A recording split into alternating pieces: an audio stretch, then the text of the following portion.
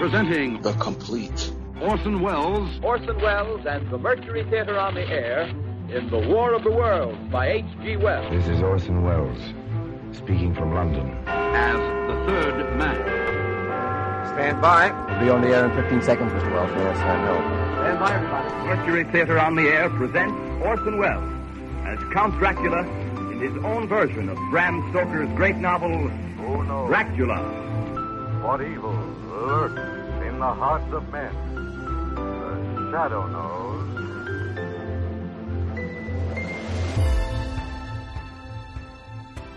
Hello world, welcome to The Complete Orson Welles, brought to you by Dwayne Old Time Radio. This podcast will feature various classic radio programs ranging mostly from 1936 to 1952 that Orson either produced and directed, was featured on, or starred as a guest. If you enjoy my podcast, you can subscribe to receive notifications of new posts. Subscribing is free and only takes a moment. New episodes are posted weekly. Thank you for your support. Hope you enjoyed the genius of Mr. Welles. Suspense returns. Suspense is here. Suspense is everywhere. Suspense is the series for the week, with their drama titled Lazarus Walks. And this one aired October 19th, 1943.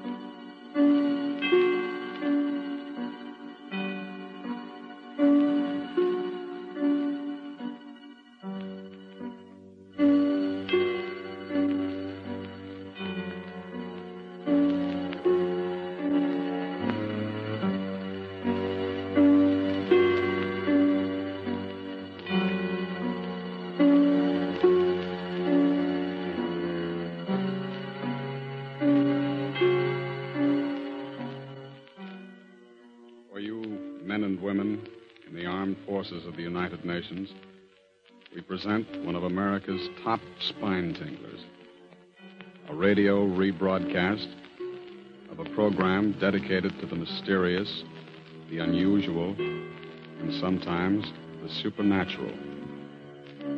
A program of Suspense. This is the truth. Do you understand? The truth. It must be the truth. It has to be.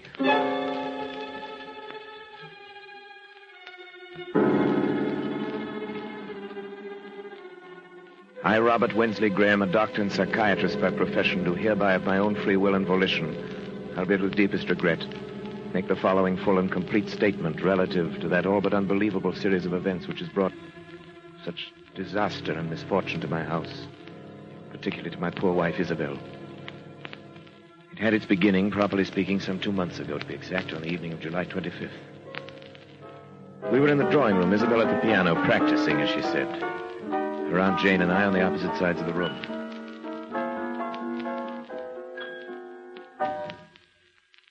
Isabel, what's the matter? I don't know. I can't seem to keep my mind on anything anymore, even my music. Nerves. Nerves? Isabel. Yes, Robert? I don't wish to distress you, but it's been going on for quite a little while now. It's not getting any better. I know. Let's not discuss it, shall we? You should let me prescribe treatment for you. I could prescribe something for her. You can do remarkable things now with just the common old drugs under proper control. Drugs? It's not drugs that she needs. It's to get out of this house for a while. It's to get back to the concert stage where she belongs. It's work. Aunt Jane, please. I'm sorry. I don't believe in beating around the bush. You're an artist. You've got talent. There's no sense in your trying to subordinate yourself to somebody else. Aunt Jane, that's enough. I'm not subordinating myself to anyone. Really, Aunt Jane, you mustn't interfere, you know. Robert doesn't want me to go back on the stage. Darling, it isn't that I don't want you to go back. I'm proud of you. You know that. It's only because I know that Going back to a professional career in your present mental condition would be terribly harmful. I know, Robert.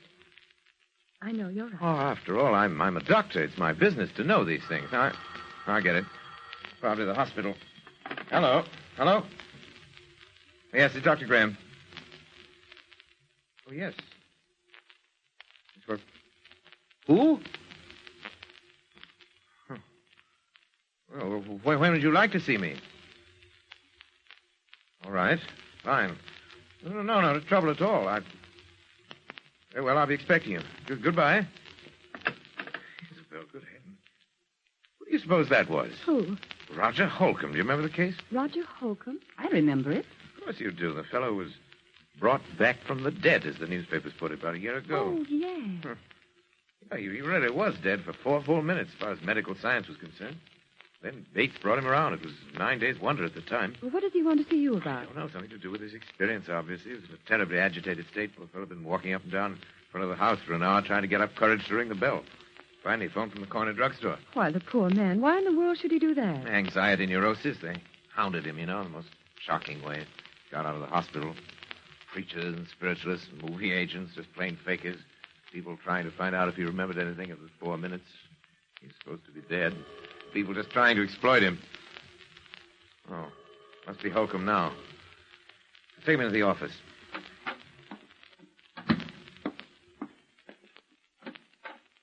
Dr. Graham? Yes, you're Roger Hokum?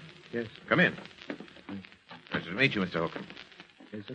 You come this way, please. My office. Now, just sit down anywhere. Lie down on the couch if you like. You're tired. I am tired. Tired unto death. Give me your hand, please. For heaven's sake, there's nothing wrong with my pulse. If that's all you think it is, I'll go. Why did you come to me, Mr. Hokum? You know my history? Yes, most medical men do. Up until your disappearance. Yeah, most medical men do, all right. Then they tell me I'm crazy. Do you think you are, Mr. Hokum? Oh, I see. You're like all the rest. Let go of me, please. Just a minute, Mr. Hokum. You came to me for advice. For treatment. I suggest you tell me your story. Well, I was told you specialize in strange cases. Things that other men can't explain. And that's true in a way. You know what happened when I got out of the hospital. How Yes. they followed me, questioned me, hounded me day and night, trying to find out if I remembered anything, if I'd experienced anything beyond the grave. Yes, I remember that. Well, then you remember that my answer was always the same. That I remembered nothing. That I knew nothing. Well, I was wrong. Oh? What did you experience during those 4 minutes? I don't know. But it must have been something. Something I don't even dare to think about. How do you know this? Well, it happened the first time on a boat trip, which I'd taken to recover my health. I found myself chatting with a woman who was seated at my table in the dining saloon. She found occasion, as such women often will, to mention her age. She said, after all, I'm not yet 40. And then it happened.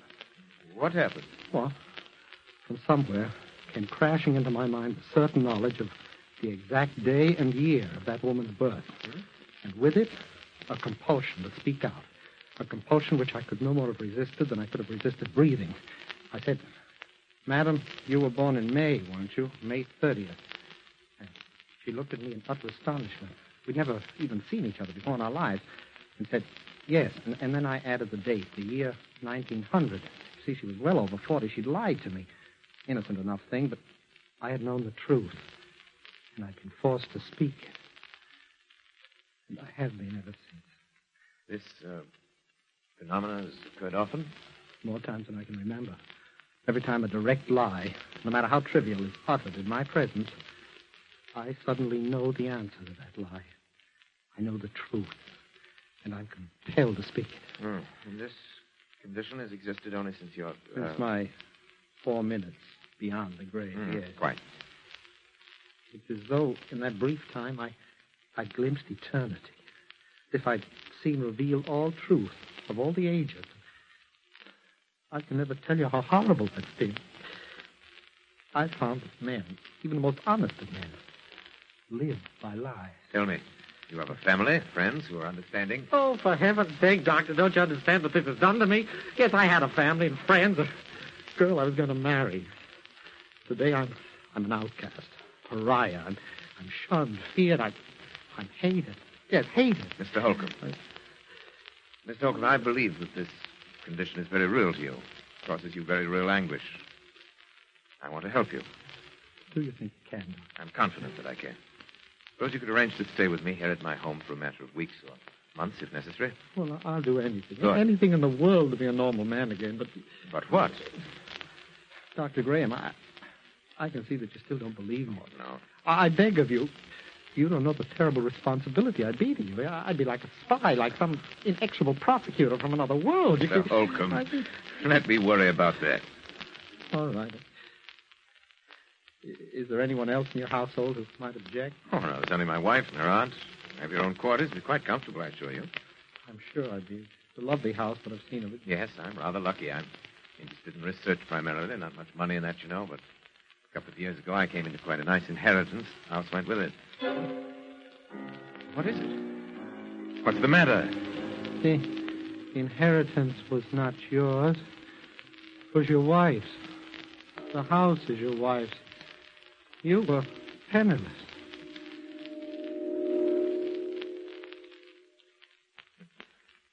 That's true. I don't know why I lied to you. Pride, I suppose. I'm sorry. I told you I couldn't help it. No. I'll go now. Please. Mr. Hokum, my fault is a small matter. But you see now that I want to help you. Do you believe me now? I believe, Mr. Hokum, either that you are far more ill than I realized, or that in months to come, you and I must venture into a realm never before explored by mortal man.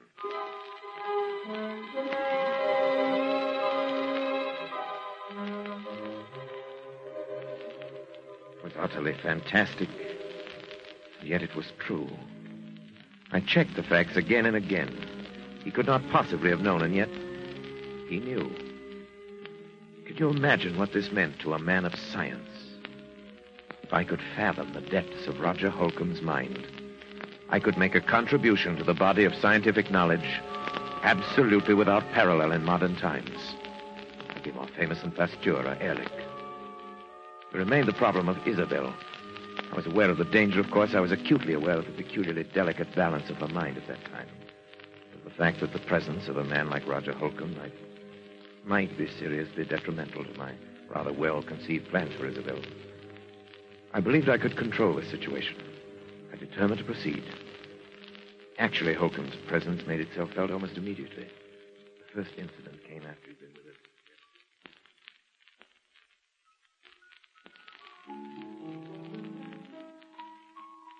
Isabel, please stop that playing and listen to me. Aunt Jane, you know Robert has said I mustn't talk about it, that it's bad for me. I don't care what Robert said. But he's my doctor and my husband. And I'm not sure that he should be either. Aunt Jane, I don't know much about psychiatry, but I do know that making trouble between a husband and a wife... I'm not making anything that isn't there already, and you know it. Good heavens, girl. Look at yourself. Look what's happened to you since your marriage. I've been sick. He's made you sick. That's ridiculous. Maybe it's just that he's afraid of losing you. Maybe he's even afraid of losing your money. But I'm absolutely convinced that whether he's meant to or not, he's made you believe there's something the matter with you that isn't. Aunt Jane, I simply forbid you to talk this way. And now he brings this psychopath into the house. And don't bring Roger into it. He's Robert's patient. It's Robert's work, and it's none of our business. What about your own work? It doesn't matter. Doesn't matter? Aunt Jane, you simply don't understand. Robert is my husband. I trust him and I love him. Nothing can ever come between us. I'd destroy anything. I'd kill anyone who tried. Isabel, do something before it's too late. Do what? Get away. Leave him. Divorce him. Anything. Oh, I hope we're not interrupting. Of course not, darling. Hello, Roger. Hello, Isabel. Good afternoon. How are you feeling, Roger? I'm better, I think. I think it would be better if we didn't discuss our states of mind, Isabel. Oh, of course, I'm sorry. Well, would you like me to play something for you? You know, I think I'm beginning to get the feel of it again. Really, I do. You're sure we haven't interrupted some conversation? Of course not. We were just discussing how helpful you've been in getting Isabel back to her work again. Roger. No. No, you were not. You were telling Isabel to divorce her husband.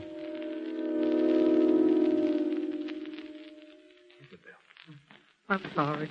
I'm sorry. Roger, come back. Isabel, is that true? You brought him in here deliberately. Is that true? It doesn't matter, I suppose. You've known how I felt for a long time. Yes, I'm afraid I have. Robert, it was all so silly. She didn't mean it. It was just I did mean it. But I did mean it. I'm sorry, Isabel. But I've been under this roof too long as it is. Oh, Jane, you're not leaving us. It's best, Isabel. Yes? Yes, I think it's unquestionably best. Best that you go at once.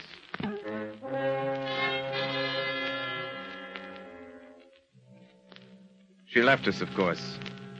I'd always believed that Jane exercised an unfortunate influence over Isabel. I did not dream it had reached such a point as this. Yet this incident gave me my first insight into the relationship which was destined to develop between Isabel, Roger, and myself. The first and most obvious result was that within a matter of weeks, Isabel was to lose every friend she had. We became further estranged as each day passed. It was difficult to speak of even the most casual things with this strangely terrifying specter of truth always at our elbow. The situation reached its inevitable climax the evening that Leopold Serinsky, the famous conductor of the Los Angeles Symphony, was to call on Isabel with a view to resumption of her professional career under his auspices. I gave a great deal of thought to that evening. It had to be handled with a great... Robert, you will help me, won't you? Of course I will, darling. I don't know whether you realize how important it is to me. I have nothing but the music now. I've been working so hard. Playing sometimes half the night while you were asleep. I've heard you. Sometimes it seems that the piano's all that's helping me to keep my sanity. My darling, I want you to let me prescribe something for you. Time we face this thing, your trouble, I mean. Robert, does he have to have dinner with us tonight? Roger? Isabel, you know how I stand on that. Oh, yes, but just now, this one... Even once, Isabel. Keep him in his room like a spoiled child when we have guests. Isabel, it might undo everything I've accomplished in weeks. Oh, of course. You're right. But... Oh, Roger, come in. Robert, I was wondering if I mightn't be excused just tonight. Oh, you're having dinner with us, Roger. Must I? You know you must, Roger, and you know why. Why, Roger, don't you want to meet the great Leopold Serinsky? He's really a wonderful person. Yes, indeed, I would very much. You know, I made my debut with him in 1934. I did a concert with him every year until I... Isabel was very talented, you know. I was? I am. Oh, Roger, I'm going to play with him again. He wants me to open the season in November. Can you imagine what that means to me? I'm so glad, Isabel. And Robert has finally given his consent. Haven't you, dear? I'm sorry. What was it you said, Isabel? I said you'd given your consent to my playing with Serinsky. Well, Isabel, you know I don't want you to think that I'd ever stand in your way. I know, dear. Roger, I'll do the Emperor Concerto, and you will come to hear me. You do want to, don't you, Roger? Please, Isabel, don't ask things of me that can't... What's the matter? What's the matter with both of you? You act as though you thought I wouldn't be able to appear. As though the whole idea were hopeless or something. Isabel, please. I am going to play. I'll be better than I ever was. You know I will, don't you? Don't you? Yes, of course, Isabel. You play wonderfully. Roger. No, Robert, you're very certain that Isabel will be prevented from ever playing again by death. Death? Oh, Isabel, forgive me, please. By death? No. Oh, no. Please, Roger, it's not true. Tell me it isn't. Roger, answer me. Answer me. Roger, do you hear me? Answer me. Answer me!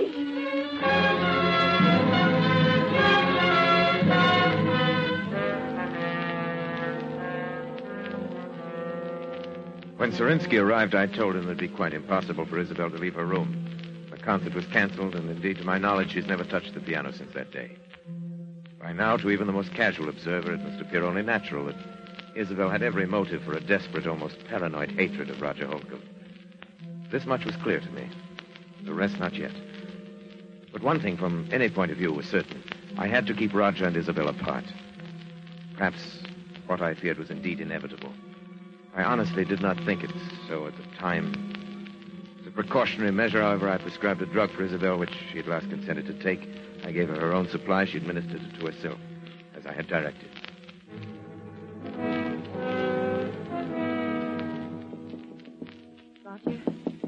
Roger, Yeah? it's Isabel. What do you want? Let me in, please. No. Please, it's terribly important. Robert said that I know. But he said it would be all right this time. You sure? Yes. Yes, please.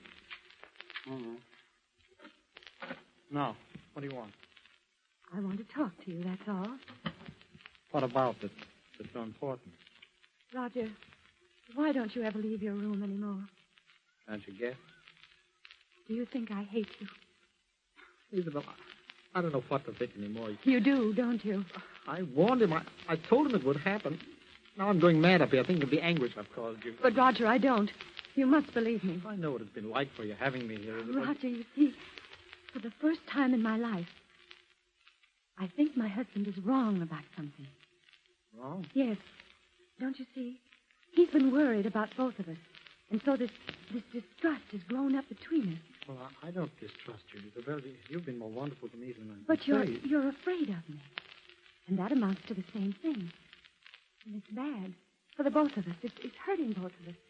Well, I've often felt I wanted to talk to you, to beg your pardon. Oh, you don't have to do that. We're both sick. But I think if we saw each other sometimes, if we talked the whole thing out, it would help us both. Well, does Robert think so, too? No. Then he didn't tell you it was all right to see me. No. I lied to you. You what? I lied to you. You lied to me. And it didn't happen. Isabel, don't you see? I am getting well. It didn't happen. I know. I don't think it does happen anymore. Except with Robert. With Robert? What makes you think I don't know. Something about the way he acts. The way he is. Oh, but Isabel, he is curing me then. Perhaps you shouldn't have come No, up with... no, don't you understand? We must see each other. We must talk. No, listen. Isabel. Robert, something's happened that I must tell you Please, about. you're completely overwrought. Oh, but Robert, if I you must want... insist, Isabel, why did you do this? I'm You have to have sorry. a sedative right away. Isabel, get the bottle from your room. Mine? Yes, please, hurry. All right. Robert, she lied to me. Yes, I know. But, Roger, I must absolutely forbid you to talk now. You must trust me. All right, but later I want to have a long talk with you. Of course She we lied. shall. Here it is. I brought my hypodermic, too. I'm glad you did. The other one's mislaid somewhere. Will you give it to him, please? I? Yes, I'm sorry, but this has upset me rather badly. My hands are shaking. Robert, I'm terribly sorry. No matter now. Give him the hypodermic in the upper arm. That's right. There. Thank you. Leave us now, please, Isabel. All right. How are you feeling now, Roger? Well, I'm fine, Robert. I think I'm better than I've been in months. I know you're better. That's why I was so upset to see you. Why, Robert? Can't tell you all my reasons now, but you must trust me and believe in me. Oh, I do, but... Only that I'm afraid for your health. Roger. No. You're afraid of murder. What? Murder. Roger, listen to me. Roger. Murder. Roger, what are you talking about? Roger. Roger!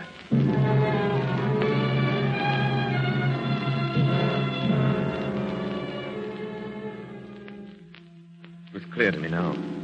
I knew I must take immediate action. I knew that the most terrible consequences might result if Isabel were alone with Roger, even for a moment. But he knew that he'd said so. There was no other explanation. I thought it through most carefully. And yet no plans are perfect. No man is infallible.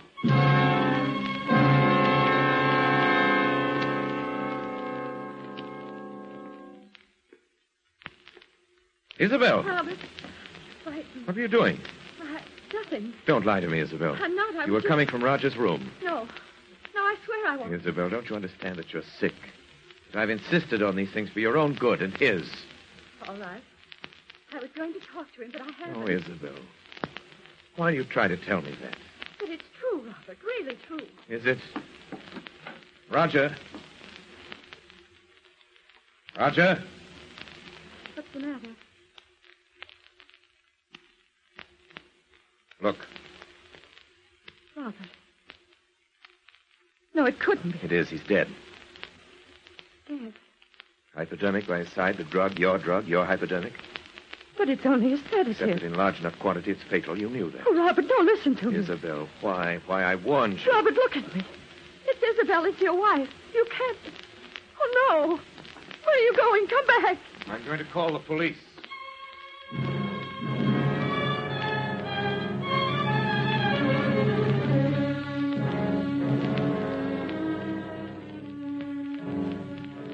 It was perhaps the most terrible decision a man ever had to make, even though it did come not as a shock to me, even from my point of view as a scientist. It was terrible enough. Yet it had to be done, and I had done it. I did not speak to her as we waited, and she made no further attempt to appeal to me. She seemed utterly stupefied, perhaps as a result of the drugs she'd herself been taking. Perhaps because she suddenly realized she was hopelessly trapped. When police arrived, I told the story with as little emotion. Yes, there are fingerprints, all right, on both the bottle and the Those would be my wife's, of course. They both belong to her. Is that true, Mrs. Graham? Yes. Dr. Graham, do I understand, then, that you are formally charging your wife with the murder of Roger Hokum? Well, you could hardly expect me to do that, could you? I'm simply telling you the facts. Yes, but you said she hated Hokum, and you knew it. My wife has been mentally ill for some time, and many people can testify to that. She will plead insanity, of course. Dr. Graham, I can't tell you how sorry I am, but the things you have told me add up to only one thing, as you yourself obviously recognize. Yes. Your wife, Isabel Graham, murdered Roger Hokum. What did you say? I said your wife, Isabel Graham, murdered Roger Hokum. No. I murdered him.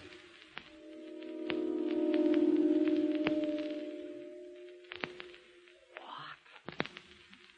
I tried to make it appear that Isabel had done it. And I succeeded. But I killed him.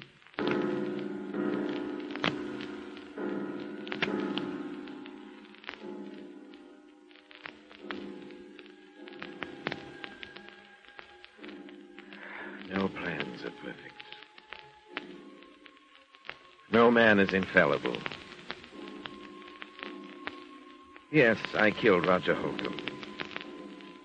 And he himself revealed the truth.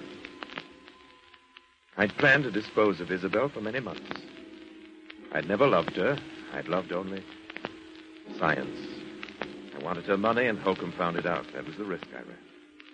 But any chance lie in his presence, either by Isabel or myself, to bring out the truth, and it did. I had no alternative once he'd discovered that, but to kill him. It's easy enough to throw the blame on Isabel. I had not counted on that terrible compulsion for the truth. That strange affliction of Roger Hokum. Its power over me. Did it transfer itself at his death to me? Or was it conscience? It's a pity that it had to end this way. It was a fascinating case.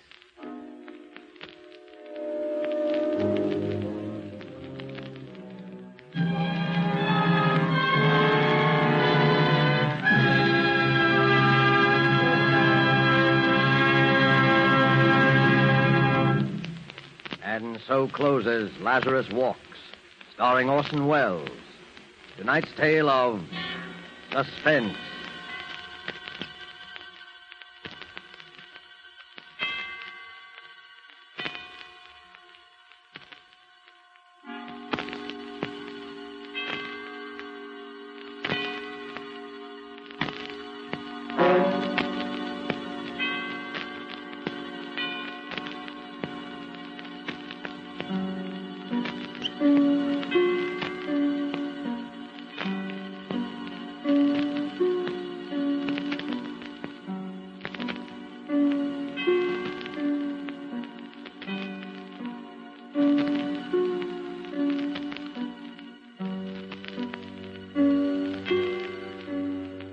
This rebroadcast is a presentation of the Armed Forces Radio Service.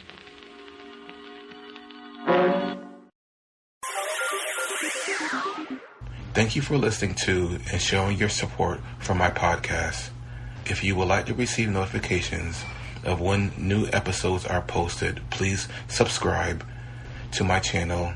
Subscriptions are 100% free, and they really help me get an idea of how I'm doing.